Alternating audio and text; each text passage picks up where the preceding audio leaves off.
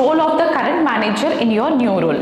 So ఎలా ఉంటుందంటే, కొంతమంది ఎంప్లాయీస్ నేను ఆల్రెడీ కొత్త జాబ్ చూసేసుకున్నాను, ఇప్పుడు నేను పాత ఆర్గనైజేషన్లో నోటీస్ పీరియడ్లోనే ఉన్నాను, అండ్ ఇన్ హ్యాండ్ టాస్క్లు ఉంటాయి కదా, అవి పట్టించుకోకుండా వేరే ఎంప్లాయీస్ టీం పైన వదిలేయడము, లేదు అనంటే ఈ మేనేజర్ని ఇగ్నోర్ చేయడము, అంత పట్టించుకోకపోవడము, అలాంటివి చేస్తూ ఉంటారు. ఎలా అయినా నేను షిఫ్ట్ అయిపోతున్నాను, న్యూ రోల్కి షిఫ్ట్ అయిపోతున్నాను కదా అనేసి. So that is the big mistake you are doing అనమాట. ఎప్పుడు అలాంటి మిస్టేక్ అసలు చేయకూడదు, ఇగ్నోర్ చేయకూడదు, అండ్ ఇన్ హ్యాండ్ టాస్క్ అనేది కంప్లీట్ చేసే వెళ్ళాలి. And never ignore your current manager అనమాట. This is the big mistake.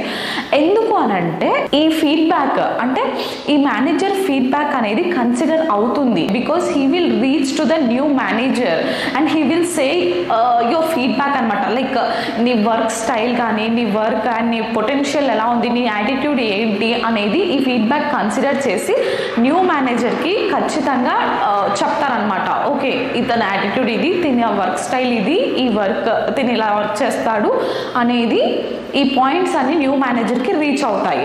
So new మేనేజర్కి రీచ్ అయిన తర్వాత ఏమవుతుంది, definitely he will be ignoring you, right? So ఈ పొజిషన్ ఇతనికి కరెక్ట్ కాదనేసి ఇగ్నోర్ చేస్తారు.